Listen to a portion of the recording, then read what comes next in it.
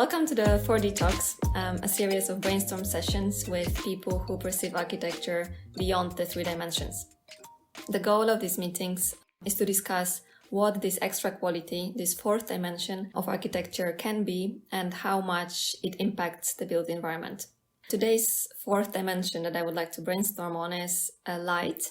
And I'm very happy to introduce an expert in this topic, Brian Stacy from Arup's Light Research Department. Hello, Brian. Thank you again for accepting my invitation. Thanks, Magda. It's great to be here today and to be able to get into this fourth dimension with you. Thank you.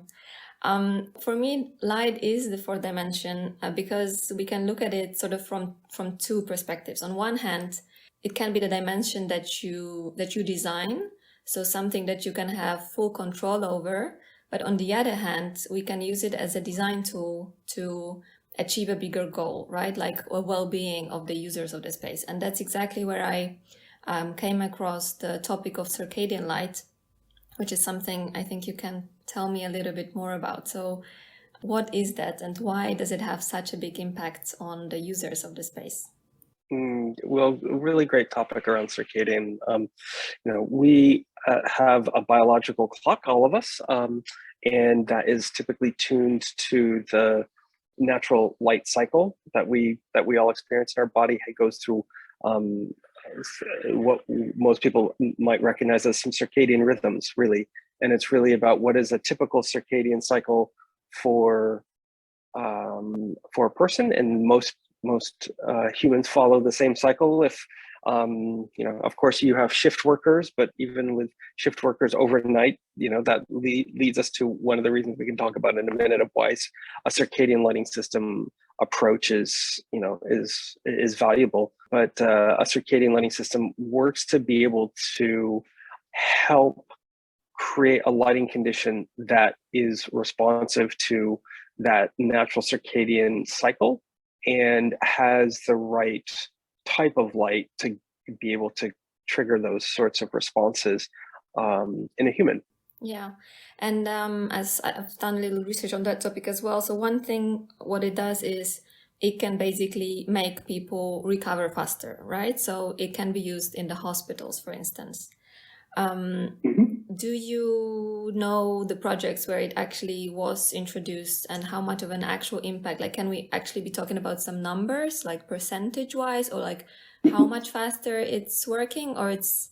No, you see, it's a really good question, Magda.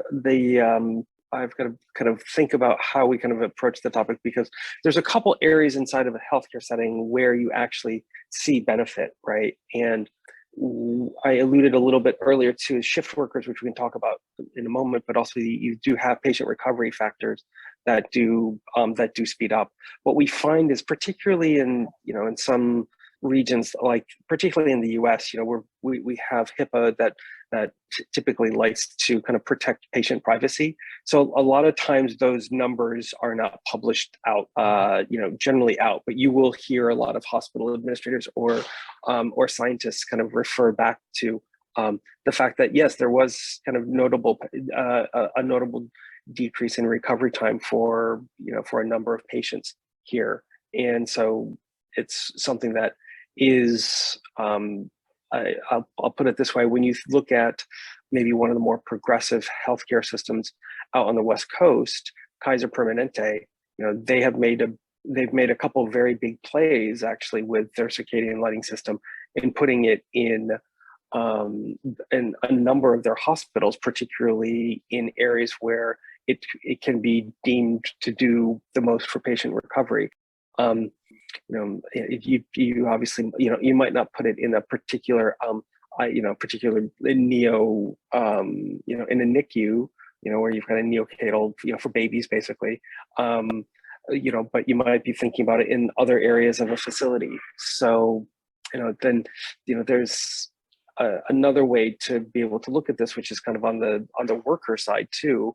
When you ask a lot of, we hear this from various healthcare clients that the overnight shift for nurses is really hard, particularly because of the cycles. They will sometimes go on and off nighttime cycles of having to cover nighttime shifts and then go to daytime shifts. And what we, when you look at the trend data, you can see the number of nurses that work nighttime shifts. There are issues around being able to keep them happy, being able to keep them wanting to work night shifts, and going back and forth. So another area where we've also been looking at is, can we do something around those workers that have to go through the nighttime, and being able to give them basically a light spa or something to be able to help them, that helps be able to deal with where they are in their circadian cycle, in order to be able to have them not feel so tired, have them be able to have smoother transitions between when they have to go day cycle and when they have to go nighttime cycle. So it's not just patient recovery that has seen some of the benefits of it, in the healthcare setting. It's also what we've seen with some of the support staff. And, if we think, if as another kind of key data point along this topic, there are other purchasers of notable real estate, if you will, in various government sectors, where you look at some of their standards and they've adopted a circadian lighting approach as well. It also influences the productivity, right? So you can stimulate people's productivity and efficiency using them. We're also, in one of our projects, are actually looking into it and trying to use circadian lighting in the office design as well. That's fantastic. We've made it not the de facto standard, but in a lot of our new office spaces that we've been taking on over the last decade or so, particularly in the Americas. And also, we've just finished a major piece of construction for our London operations, which has a couple thousand people in it, in a good sized office space. And, we've done a circadian style approach for that particular office space as well. And we've done some research on ourselves, and to be able to understand what our cognitive functions under different levels of sophistication on the circadian lighting system, whether it's, particularly, we look at it not just with an electric lighting approach to getting the circadian right, but our approach, which we think is where we should be heading, is looking at a combined, what is the total net, if you will, of both the net of the daylight plus the net of the electric light combined together, particularly as we get into buildings that we can be able to influence more the fenestration and be able to get better daylighting in, and being able to look at that in its totality. So as part of that, we've been doing some research upon ourselves. We've done some pilot projects out in our San Francisco office, which has got a circadian style approach to the renovation there. And then we've also done some kind of taking studies from there and then put it into London, in our London office, before we did the renovation, to test out a few things. And the results, if you were to look at it on a traffic light sort of diagram, we definitely saw it going, what things that were in the problematic category before, trending into the yellow and into the green, depending on what of the topics we were looking at, whether glare, whether it was cognitive, certain cognitive functions, or whether it just was general wellness.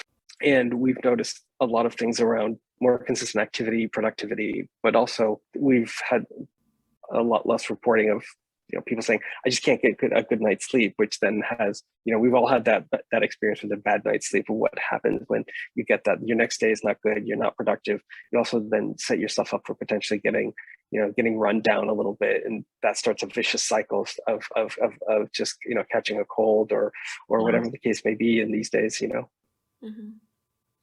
Yeah, so actually, we know the benefits of the circadian lighting.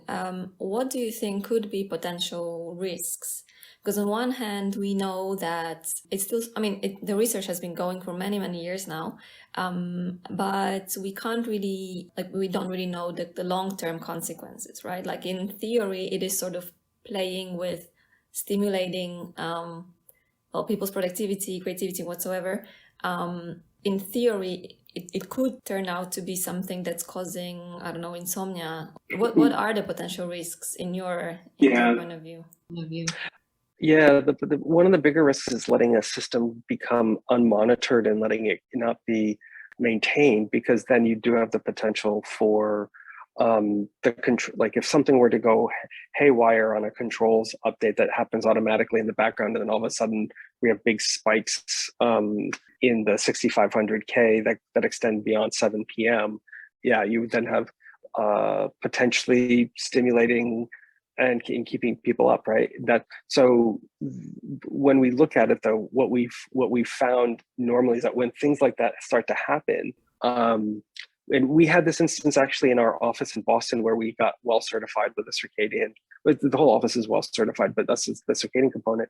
We had an area that one of the ballasts, or some of the drivers actually started to malfunction, and it was purely because of an electrical spike, and that caused them to lose some of their programming.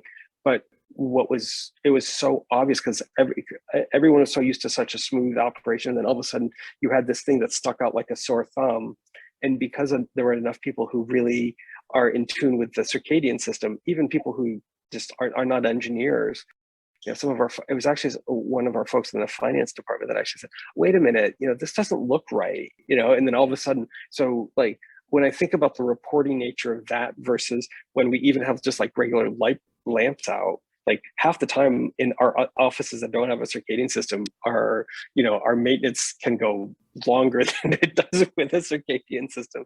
So I guess there's a cause and effect towards some of some of that at least some of those issues typically get noticed a little bit a little quicker. I would say one of the other risks though too is making sure that the systems are designed in such a way that we're not exceeding energy budgets as well, and making sure we're sticking inside of energy budgets, because it's very easy to get a system to be calibrated and for it to be out of the energy allowances. It depends on where you are kind of around the globe. ASHRAE is one that's used in the Americas and is referenced in a lot of other countries as well too, because it's got a good criteria around power density, and it's very easy to be able to then exceed that, which then starts having negatives on carbon use, energy use, all those sorts of items. Yeah, I can also imagine, unfortunately, some employers overusing the system, right? So in theory, you could also stimulate people's productivity for longer and kind of. Well, particularly, it's a good point. Particularly if someone's going for like a well certified, they wouldn't be able to do that. There's got to be commissioned to be able to allow to mitigate that risk. So there's some safeguards too around that to make sure that like if you have to recommission your systems to be able to show that that would be one of those things to be able to help safeguard against it. Mm-hmm, mm-hmm.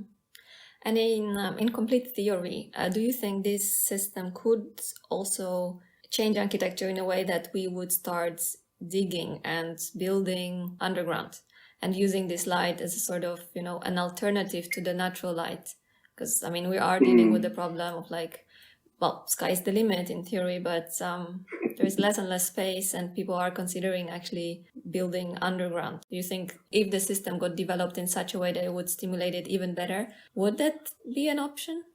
You kind of hypothesize on an interesting point around kind of going deep, and if I when I think of going in deeper and into ground to build downwards, most developers, like if I think of like commercial development, whether it be residential or office block, most developers don't want to go down. And the reason for that is it gets really expensive to build below grade than it does above grade. So there's a certain amount of economics about that. And I think when we do look at underground applications, a lot of workers, in my experience, that have been asked to kind of work in those spaces are very critical of not having access to a window. There's, to put it in perspective, when you look at a lot of building codes globally, unless you have a window or you have easy access to a window to see out, it's quite often that office space has some restrictions on its use, right? Do you think this circadian light is also actually used in farming and agriculture, right? Can we call it circadian lighting then? We are sort of using it, in the greenhouses. Could that also be an area for the circadian rhythm to kind of develop? I see what you're saying. Yeah. So there are, yeah, plants definitely have their own cycles as well too, but they're a little different. We wouldn't necessarily call it a circadian cycle. It's more kind of around the plants definitely need rest from light, and to be able to, they need dark time as well, because you can some plants, if you do overlight, they will die, right? And so you do need to be able to kind of understand their ideal environment, and then try to be able to work with the realities of what's actually needed. And it's the whole idea around looking at what urban farming is. I'm going to take your question, Magda, a little bit from the how light it can be influencing architecture in a strong way.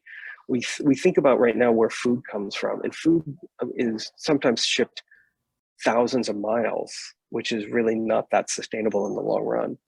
Yeah. And if we really are serious about cutting carbon emissions, we need to figure out how to be able to supply urban centers closer with a wider variety of food than they currently are able to produce locally. So there needs to be some sort of urban agriculture, greenhouses sort of approach to urban farming, and that involves a lot around getting the lighting conditions correctly, lighting, temperature, and humidity. Those are the three things you got to get correct in those sort of facilities. So for me, it's a fascinating space, as you bring up, lighting for plants. It's got big ramifications for a truly sustainable development. Mm-hmm. Yeah, you also said that sometimes when you give too much light to the plants, they die, right? As much as we try to think about our cycles, with the light in the city, we disturb the cycles of the animals and plants.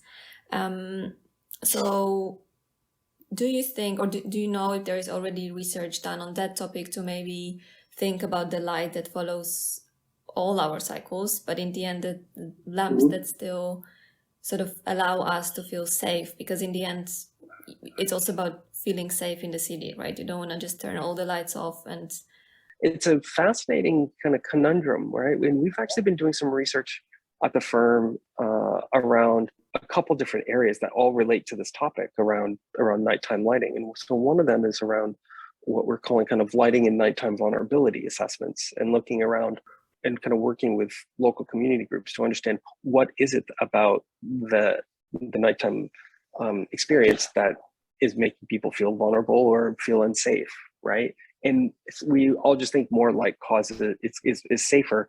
And that's sometimes actually about, we've done some research with a really great collaborator university in Australia that has kind of helped us kind of work with a series of external community groups to test a bunch of different ideas. And what we're finding is that some of the thoughts around more light is better sometimes actually can mean more light is more glary and more scary. And that more light can be glary and scary sort of approach means that there needs to be a kind of a more holistic approach to how the nighttime space is designed, and being able to get not only the lighting correct, be thinking about all of aspects of it. What's the contribution of the buildings? What is happening from the streetscape? But also, are there landscape elements or other physical elements that is part of the urbanscape that also make people go, oh, wait a minute, like technically you don't need to walk over there. There's no one over there, but that feels like there's too much light coming in, creating too strong of a shadow for someone to hide in.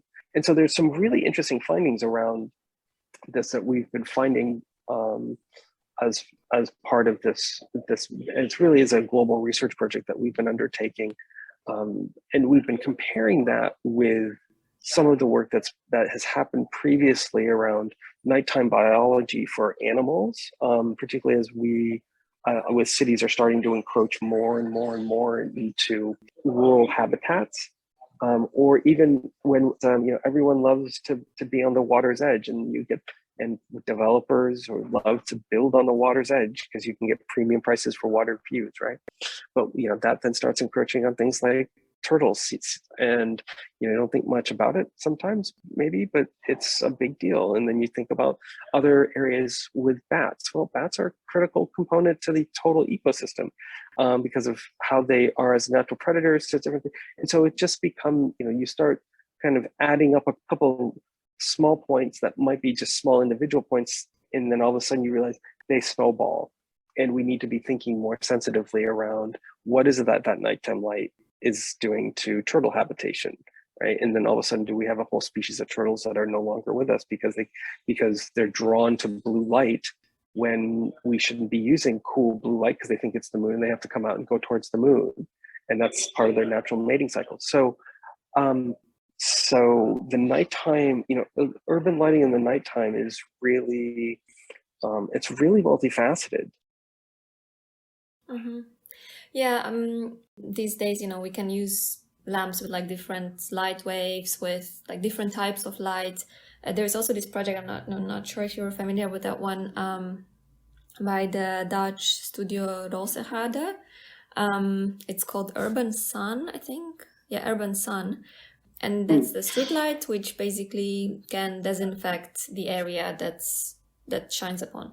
And it's using this kind of light wave that's apparently harmless for people, and it kills viruses. So I think this was also like one of the answers to the whole depression related to COVID. So actually going to the next question, thinking more about the future, how far can we actually use light, and maybe are there technologies or innovations related to light that we're not talking about yet, but could actually solve different problems? Yeah, it's a great question. Yeah, then in terms of looking at the solution for some of that, of using UV light, it's a topic that is, how to put it, what is old is also new again, if you will, where light has been used for treating our water supply around the globe, and it's become kind of a de facto way to help clean water, right? And there was a big push with hospitals years ago that had big TB outbreaks for tuberculosis, and UV light was used for those instances as well. Maybe the whole point of innovation is to, just take something that's already been sort of researched upon and then just bring it to another level. And I think that's what's happening, finding a new function. Exactly. I would agree with that. And it's this technology that is being able to find new applications, but there's also the fact that LED technology has allowed us to be able to take out some of the harmful aspects of UV, and to be able to take out the pieces that are not harmful to humans, but it's harmful to viruses. And that lighting technology has been able to take that band and get it so precise to target virus, and it's really pretty amazing. We now have been able to take ER spaces that need to get sanitized for the next operation, go in with UVC either some people use robots, sometimes they're just on stands, whatever the case is, but it's so precise that they can be able to flood the zones, get it to move around, and someone can actually be safely operating it, doing the sanitation and the cleaning, and it cuts down their turnover time tremendously, and it does a much better job because the light can get into every little nook and cranny, so the cleanliness factor can also go up. And so what's the future of light? What are the new research topics that you are working on? For me, it's really around where we're heading from circadian. I think it is still going to be a topic. There's only a couple of short years ago, a Nobel Prize on it, and I still think there's more research to be done. And I know for a fact that there are some very serious doctors collaborating with lighting programs at universities around this topic, and it's some of the first time we've seen such close collaboration. So I think there's some exciting research that'll happen there. I also think circular lighting, when we get to circular design principles, we have a lot of work to do in the built environment. So I think that to me, that gets me up and gets me excited about where can we go, because that's kind of like, that means that there's research on product, there's product development that needs to happen, there is industry influence that we need to do to be able to try to get the industry there, and be able to kind of implement this way of thinking and put this as part of the everyday standard operating procedures of how we design buildings in the built environment. Yeah, and I think to that we're talking about sustainability, we're talking about also economic aspects. The way also to deal with these problems could be to use more natural light. Like circadian light is not just using LED lights that can be programmed in a specific way, but it's also about just using what's there. We could just map light in the building and based on the results, see where specific functions should be, to kind of think about light as sort of a starting point of the design as well. Yeah, I would agree. I think that's a great idea as a key driver for planning, not only the interior spaces, but how buildings are next to each other in the planning. I think that's really great key. I think you're onto something. Thank you.